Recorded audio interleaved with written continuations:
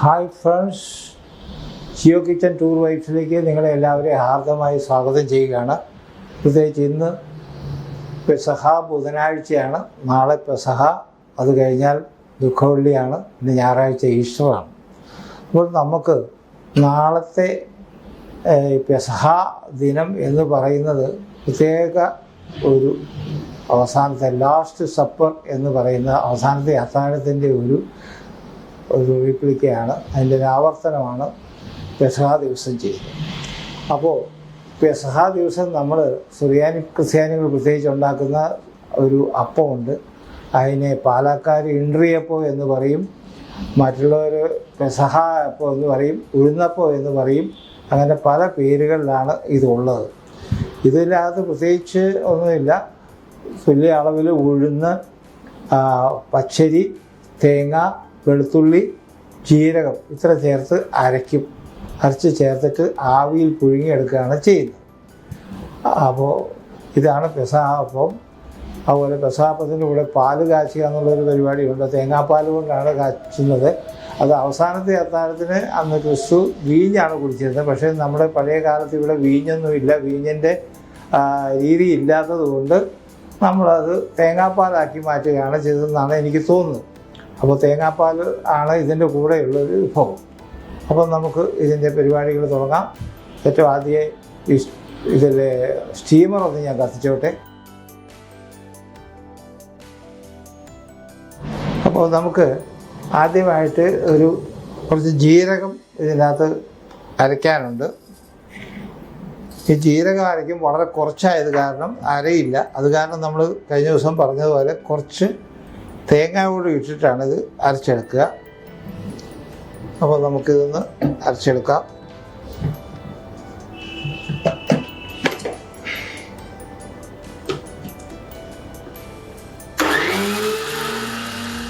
ഇനി നമ്മൾ ഉഴുന്ന് രാത്രി മുഴുവൻ കുതിർത്തതാണ്.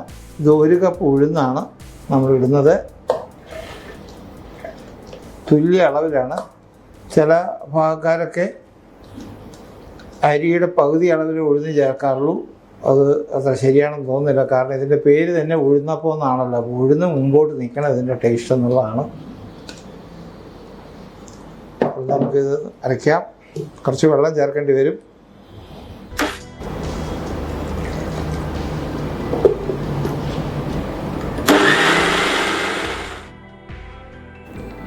നമ്മുടെ ഉഴുന്ന് അരച്ച് കഴിഞ്ഞു. നമുക്കിതൊരു പാത്രത്തിലേക്ക് ട്രാൻസ്ഫർ ചെയ്യാം. നന്നായിട്ട് അരയ്ക്കണം ഉഴുന്ന്.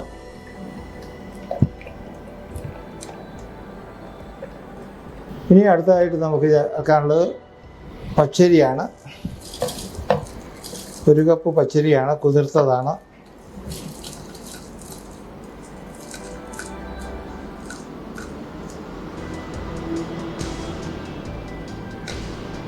കുറച്ച് വെള്ളവും ചേർത്തിട്ട് നമുക്ക് പച്ചരി ഒന്ന് അരച്ചെടുക്കാം.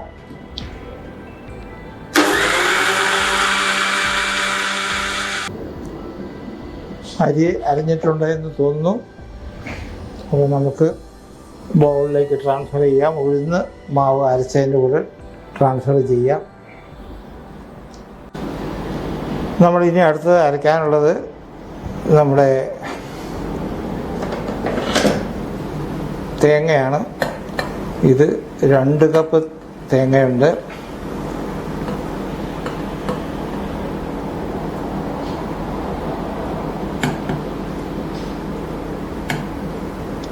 ജീരകം നമ്മൾ നേരത്തെ ഇട്ട് അരച്ചിരുന്നു, അതുകൊണ്ട് ഇനി ജീരകം ചേർക്കേണ്ട ആവശ്യമില്ല.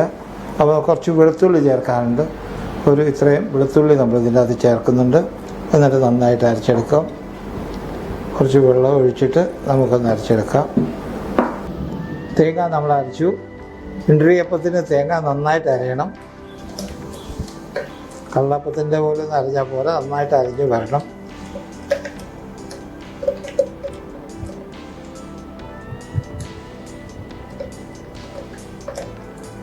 നമുക്കിതൊന്ന് മിക്സ് ചെയ്ത് നോക്കാം.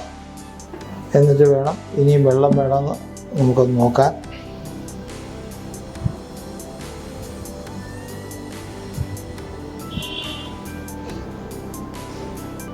കുറച്ചുകൂടെ വെള്ളം വേണ്ടി വരും. അപ്പോൾ നമുക്കിതിലിട്ടൊന്ന് മിക്സിയിലിട്ടടിച്ചിട്ട് നമുക്ക് ഒഴിക്കാം. ഇത് നമുക്ക് ഒരല്പം ഉപ്പ് ചേർക്കേണ്ടതുണ്ട്. ഇതിൽ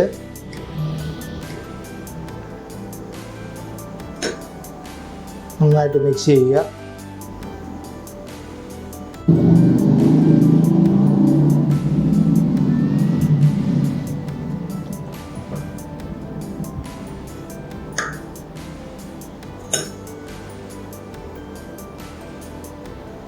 ഇനി നമ്മൾ സ്റ്റീമറിൽ ഇതൊന്ന് ആവി കയറ്റണം. അപ്പോൾ പാത്രം നമ്മൾ ഏത് വേണമെങ്കിലും ഉപയോഗിക്കാം. പണ്ടൊക്കെ എന്താ പറയുന്നത്, ഓടിൻ്റെ കിണ്ണ എന്നൊക്കെയാണ് പറയുക. അതൊക്കെയാണ് ഉപയോഗിച്ചുകൊണ്ടിരുന്നത്. അതൊക്കെ പോയി, കാലം പോയി. അപ്പോൾ ഇത് നമ്മളിതിലേക്ക് ഒഴിക്കുക. ഒരു 20 മിനിറ്റെങ്കിലും ഇത് വേവാൻ താമസം വരും.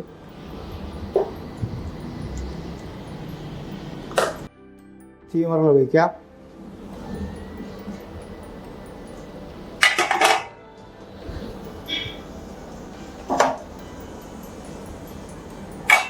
ഒരു 20 മിനിറ്റ് നമുക്ക് നോക്കാം.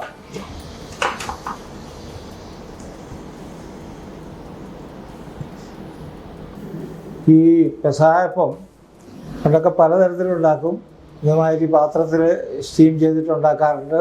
പിന്നെ വാഴയിലക്കകത്ത് പൊതിഞ്ഞ് കെട്ടി അങ്ങനെ ആവി കയറ്റി ഉണ്ടാക്കാറുണ്ട്. പിന്നെ ചില നാടുകളിലൊക്കെ ഇത് ദോശമാവ് പോലെ ആക്കിയിട്ട് ദോശക്കല്ലിട്ട് ചുട്ടും എടുക്കാറുണ്ട്. അത് ഏതും കുഴപ്പമൊന്നുമില്ല. ഇതിപ്പോൾ നമ്മൾ പാലാ സൈഡുകാർ ഇത് എപ്പോഴും പുഴുങ്ങിയെടുക്കുകയാണ് ചെയ്യുന്നത്.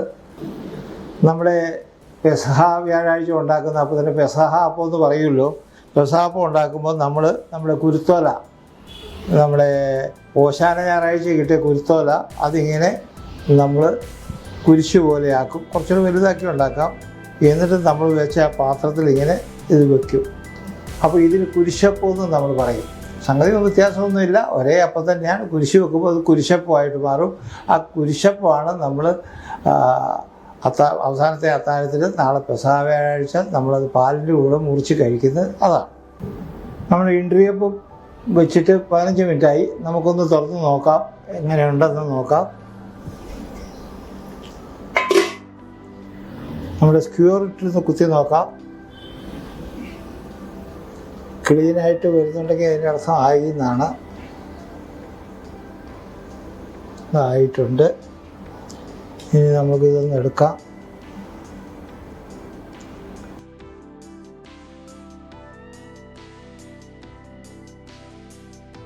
നമ്മൾ ഇൻട്രിയപ്പം ഇത് വെന്തിട്ടുണ്ട്.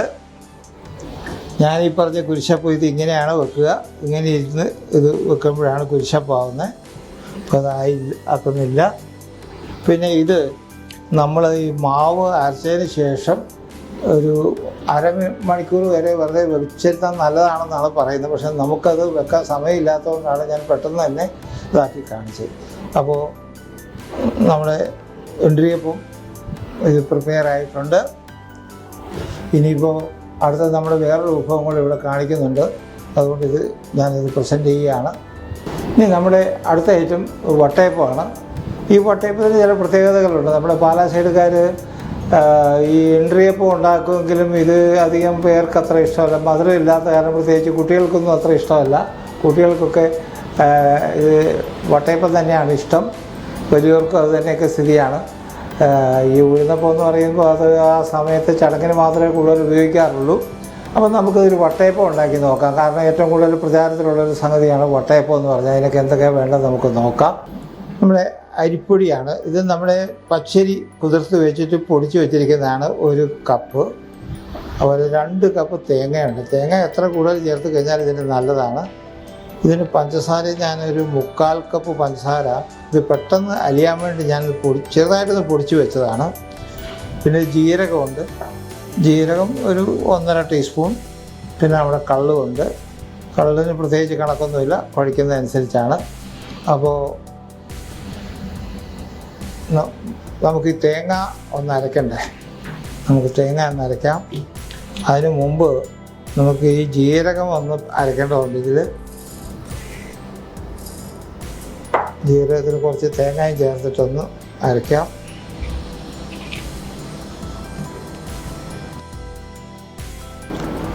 നമുക്കിതിന് ഇനി ഇതിൻ്റെ അകത്ത് തേങ്ങ ചേർക്കണം. തേങ്ങ നമ്മുടെ കള്ളപ്പം പോലെയാണ്, അധികം അരയേണ്ട ആവശ്യമില്ല. ഒരു ന്യായമായ രീതിയിലൊന്ന് അരഞ്ഞ് കിട്ടിയാൽ മതി.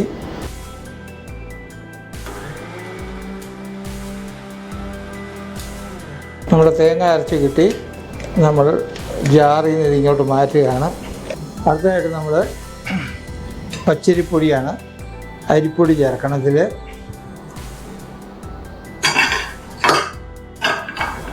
ഒന്ന് മിക്സ് ചെയ്യുക.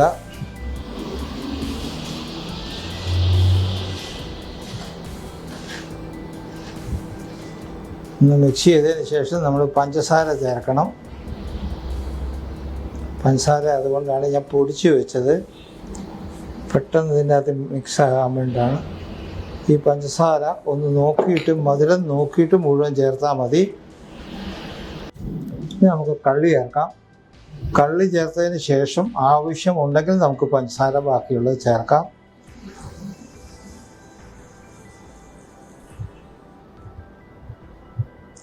ഈ സമയത്ത് ഈസ്റ്റ് വേണമെങ്കിൽ ഞാൻ പറഞ്ഞതുപോലെ ഈസ്റ്റും ചേർക്കാം കേട്ടോ. ഈസ്റ്റ് ഇൻസ്റ്റൻറ്റ് ഈസ്റ്റുണ്ട്, മറ്റ് സാധാരണ ഈസ്റ്റുണ്ട്, കുളിപ്പിച്ച് ചേർക്കുന്നത്. ഈസ്റ്റ് വേണമെങ്കിൽ ചേർക്കാം. സാധാരണ എല്ലാവരും ചേർക്കുന്നത്. പക്ഷേ കള്ളി ചേർത്ത് കഴിഞ്ഞാൽ ഒരു പ്രത്യേകത എന്താണെന്ന് വെച്ച് കഴിഞ്ഞാൽ കള്ളിൻ്റെ ടേസ്റ്റ് കൂടെ ഈ വട്ടയപ്പത്തിലേക്ക് വരും. അത് പ്രത്യേക ടേസ്റ്റാണ്. അത് ഈസ്റ്റ് ചേർക്കുമ്പോൾ ആ ടേസ്റ്റ് നിങ്ങൾക്ക് ഉണ്ടാവില്ല.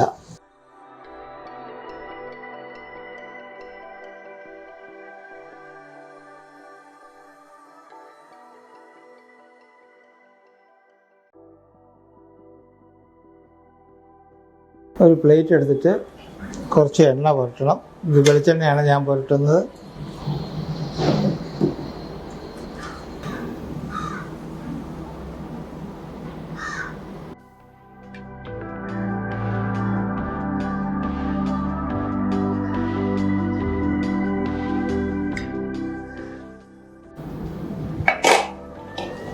സ്റ്റീമറിൽ വയ്ക്കാം.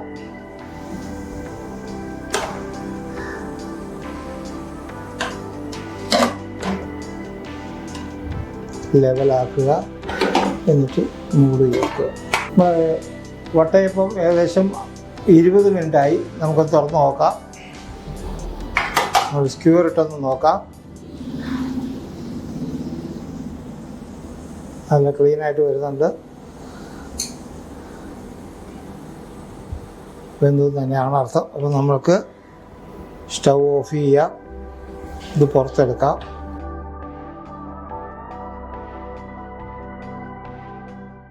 അപ്പോൾ നമ്മൾ വട്ടയപ്പം, മധുരമുള്ള വട്ടയപ്പമാണ്, റെഡി ആയിട്ടുണ്ട്.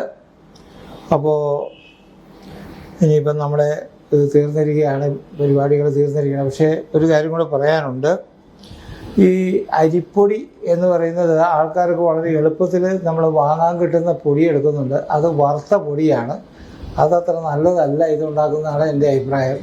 നമ്മൾ പച്ചരി വെള്ളത്തിലിട്ട് കുതിർത്തതിന് ശേഷം ഉണ്ടാക്കുന്ന പച്ചപ്പൊടി കൊണ്ട് ഉണ്ടാക്കുന്ന ആ ടേസ്റ്റ് നിങ്ങൾ വാങ്ങുന്ന പൊടിയിൽ കിട്ടില്ല, യാതൊരു സംശയം വേണ്ട. അതൊന്ന്. പിന്നെ രണ്ടാമത്, ഇന്നത്തെ ദിവസം ഇതിന് പാല് കാച്ചുന്ന പരിപാടിയാണ്. പാല് വേണം.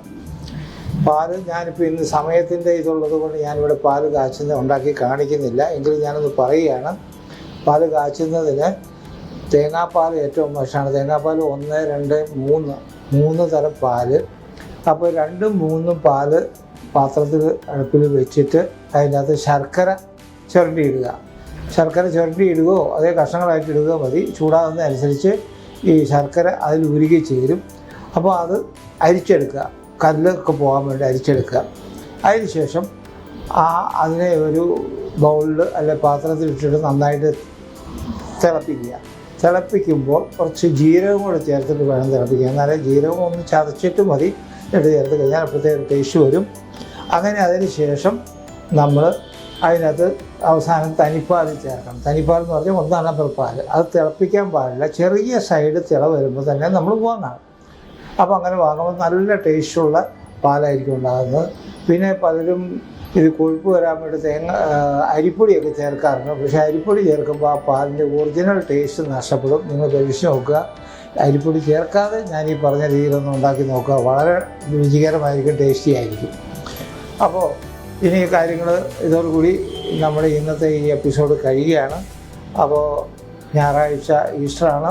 ഞാൻ നേരത്തെ കാണിച്ചിരുന്നല്ലോ നമ്മുടെ കള്ളപ്പവും ബീഫും, അത് കറി വെക്കുക. പിന്നെ നാളെ ഇതിന്ന് അപ്ലോഡാകുന്ന ദിവസം നാളെയാണ്. ഇന്ന് ബുധനാഴ്ചയാണ് ഇത് ചെയ്യുന്നത്. അപ്പോൾ നാളെ ഇന്നത്തെ ദിവസം അല്ലെങ്കിൽ നാളെ നിങ്ങൾ ഈ പറഞ്ഞ കാര്യങ്ങളൊക്കെ ഉണ്ടാക്കി നോക്കുക. പത്തയപ്പവും ഉണ്ടാക്കുക, അതുപോലെ ഇണ്ടറിയപ്പവും ഉണ്ടാക്കി നിങ്ങൾ നമ്മുടെ വിശുദ്ധ വാരം ഒന്ന് ആചരിക്കുക. ഞാൻ ആഘോഷിക്കുക എന്ന് പറയുന്നില്ല, ആചരിക്കുക. ഈസ്റ്ററിൻ്റെ ദിവസം ആഘോഷിക്കുക. അപ്പോൾ ഇതോടുകൂടി ഇവിടെ തീരുകയാണ്. അപ്പോൾ എപ്പോഴും പറയുന്നത് പോലെ തന്നെ നിങ്ങൾക്ക് ഇഷ്ടപ്പെട്ടെങ്കിൽ ഇത് ലൈക്ക് ചെയ്യണം, സബ്സ്ക്രൈബ് ചെയ്യണം. സബ്സ്ക്രൈബ് ചെയ്യുമ്പോൾ ബെൽ ബട്ടൺ വരും.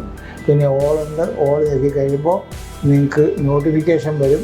ഇതുമില്ലാതെ ഞാൻ ഇവിടെ അപ്ലോഡ് ചെയ്യുന്ന എല്ലാ വീഡിയോകളും നിങ്ങൾക്ക് നോട്ടിഫിക്കേഷൻ കിട്ടും. പിന്നെ നിങ്ങൾ ഇതിൽ മോറിൽ ഞെക്കിക്കഴിഞ്ഞിട്ടുണ്ട് ഡിസ്ക്രിപ്ഷനിൽ പോകാൻ പറ്റും. ഡിസ്ക്രിപ്ഷനിൽ ഇതിൻ്റെ ഇൻഗ്രീഡിയൻസ് എല്ലാം അപ്ലോഡ് ഞാൻ ചെയ്യുന്നതായിരിക്കും. അപ്പോൾ അതുകൂടി ഇന്നത്തെ ഇതോടുകൂടി നിങ്ങൾ വിടവാങ്ങുകയാണ്. Happy Easter. നിങ്ങൾക്കെല്ലാവർക്കും നമസ്കാരം. ജയ് ഹിന്ദ്.